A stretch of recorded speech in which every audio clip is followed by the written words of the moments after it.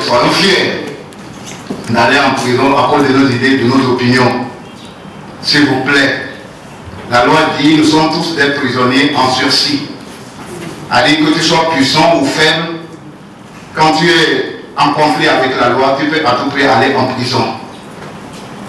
En principe, naturellement, tout homme a peur de la prison, parce qu'il y a la privation de la liberté.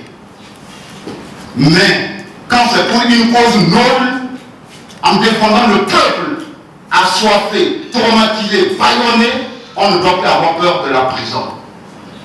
Monsieur Abraham Kodo n'a pas peur de la prison, parce qu'il a déjà fait la prison, injustement.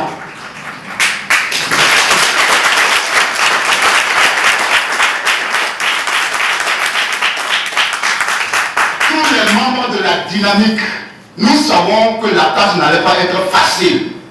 Parce que nous sommes en face d'un régime dictatorial. Appelons les choses par leur nom.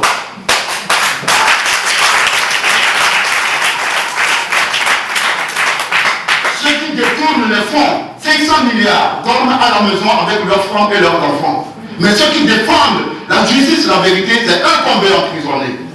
Ceux qui égorgent les gens au camp, jusqu'à ce qu'ils soient introuvables.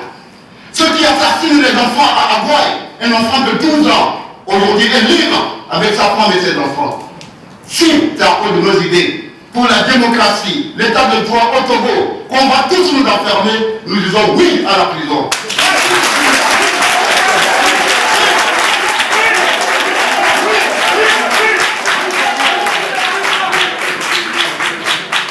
Et pour finir, mes chers amis, tous les Togolais sont en prison. Quand on nous prive à longueur de journée nos droits les plus élémentaires, c'est la prison. La prison n'est pas seulement d'aller rester dans une clôture.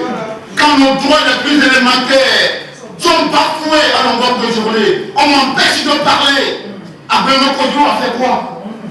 Nous l'avons soutenu au nom de l'union sacrée de la dynamique. Le peuple congolais a vu quand les gens sont unis, c'est là où il y a la vérité.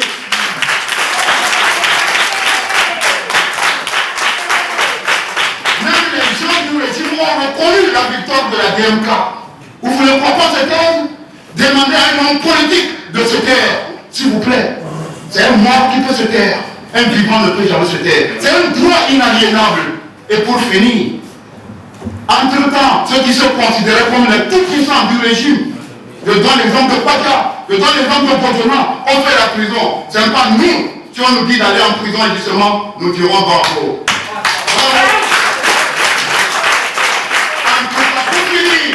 Pour finir, que le RPT unir sache que nous n'allons plus reculer.